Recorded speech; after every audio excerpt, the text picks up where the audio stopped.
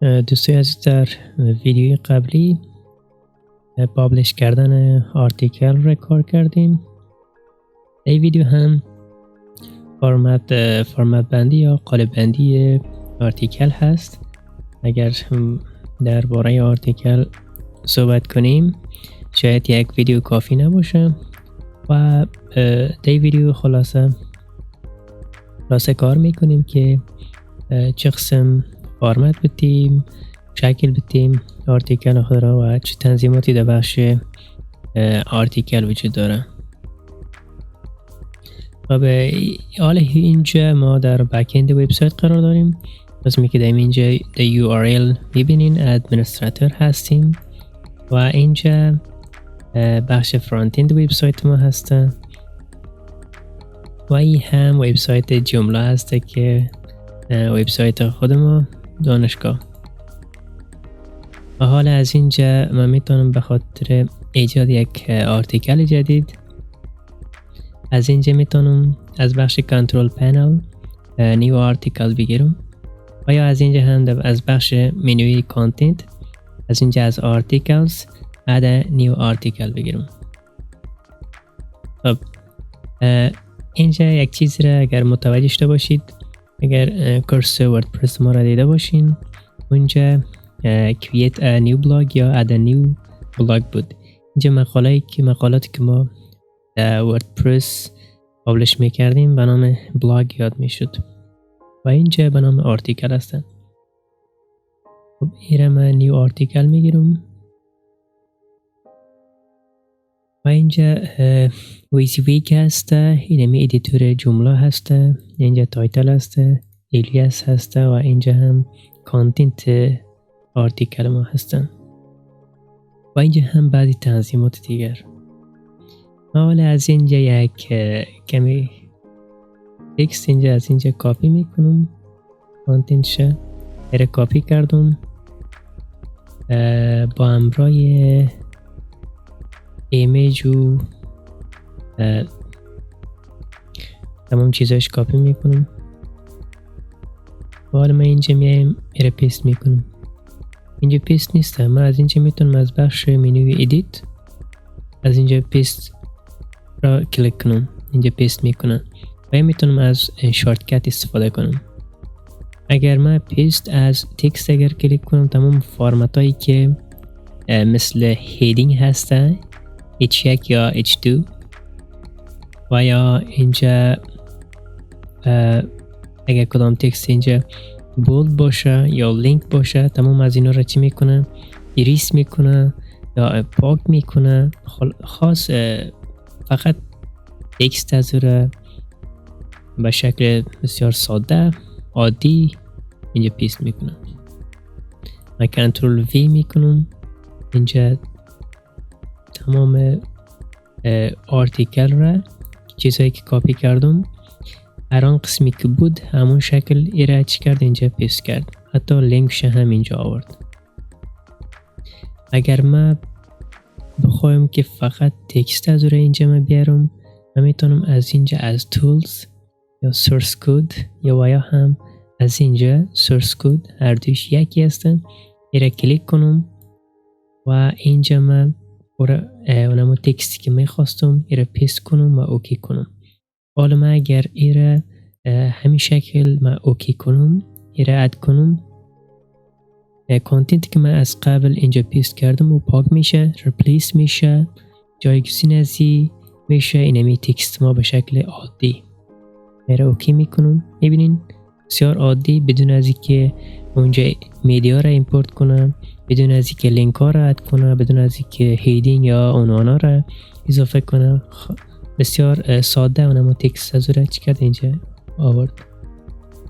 اگر شما یک تکست را از یک جایی مثل ورد، مایکروسافت ورد اگر کاپی میکنین متوجه باشین که فرمت های از را اینجا مستقیم آورده پیست نکنین.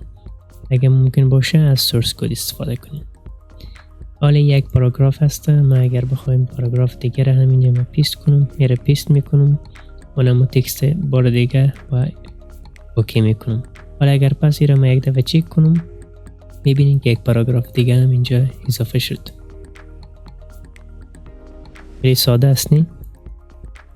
خب حالا در پایین اگر اینجا متوجه باشید اینجا تاگل ادیتور هست. من اگر کلیک کنم سورس از این نشان میده، یعنی HTML از اون نشان میده.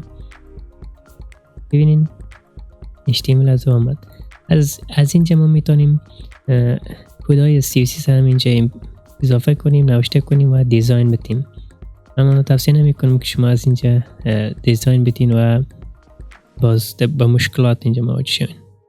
پس را کلیک میکنم و صفحه ادیتور میایم و اینجا منوها را شما یک دفعه بررسی کنین. این سلکتال اینا را خودتان میفهمین. این چیزهایش تمامش مثل ورد است یا ورد پد. باز اینجا میدیا را میتونین اینسرت کنین. اینجا بخش ویو است، فرمت، نوعیت تکست تغییر و شکل میده. اینجا تیبل به خاطر ایجاد تیبل استفاده میشه. اینجا تولز هم بیشتر کار کردیم. در ساید در طرف راست اینجا استاتیوز هستن. وقتی که من این مقاله را سیو میکنم وضعیتی از هیچ رقم باشه، این پابلیشد باشه، ان پابلیشد باشه یا آرکایود باشه. یا آرکایود هستن. من به نظرم در ویدیوهای قبلی را غلط تلفظ کردیم. یه هم درایفت هسته، دیلیت میکنم. و اینجا کاتگوری هسته. مقالات که ما در ویبسایت پابلش میکنیم یک کاتگوری می داشته باشه. بدون از اینکه کاتگوری شما ایجاد کنین اصلا هیچ وقت مقالات خود را در ویبسایتتان پابلش نکنین، چون که بیننده نمیتواند مشخص کند بفهمد که مقاله شما در مورد چی هست. تکنولوژی هست، کامپیوتر هست، موبایل هست یا یگان چیز دیگه. اینجا باید مشخص باشه. من میره بلاگ میگیرم. این فیچرد ایمیج هست، فیچرد بلاگ آرتیکل هست. اگر میره فیچرد آرتیکل فال کنم دیگه لیاوت علایده اینا را لیست میکنه. اینمی آرتیکل را یم اکسس لیول از اون هست. میره به نظرم در درسای قبلی بر شما تشریح کردیم.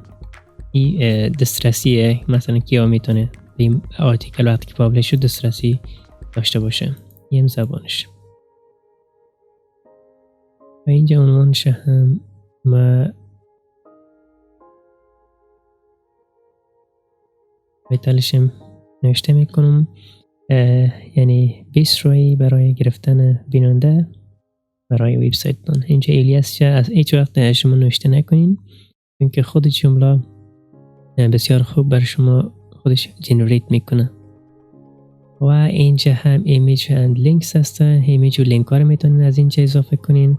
اینجا لینک یک، لینک A، لینک A تکست هست. اینجا تکست هست یا مثل لیبل با پروگرامینگ بلد باشین.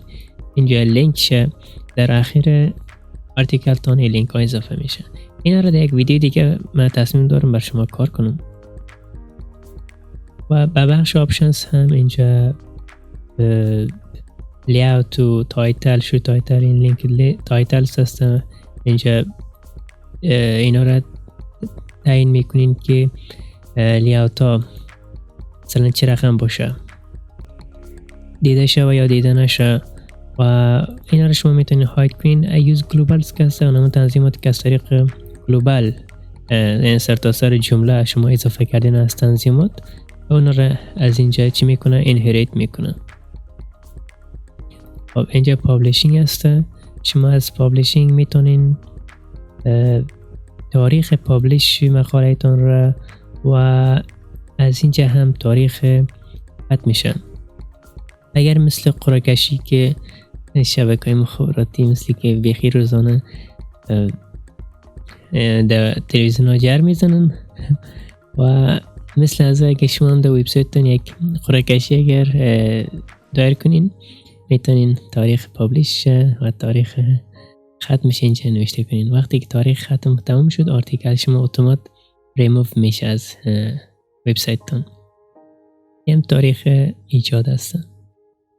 خب اینجا هم میتا دیسکریپشنز هست و میتا کیوردز هستن. اینا خیلی مهم هست در بخش SEO. اگر SEO بلد باشین اینا رو میفهمین، اگر بلد نباشین اگر علاقمند پیدا شد من در بخش ECU هم کورس ایجاد میکنم و بر شما درباره ECU درس میدم.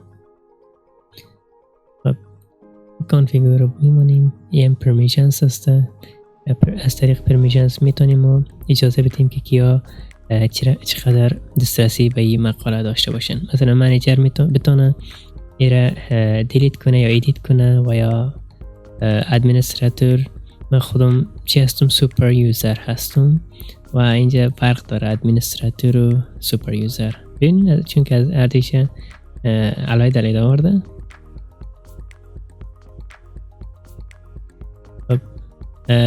در اخیر هم ایره میکنیم سیو.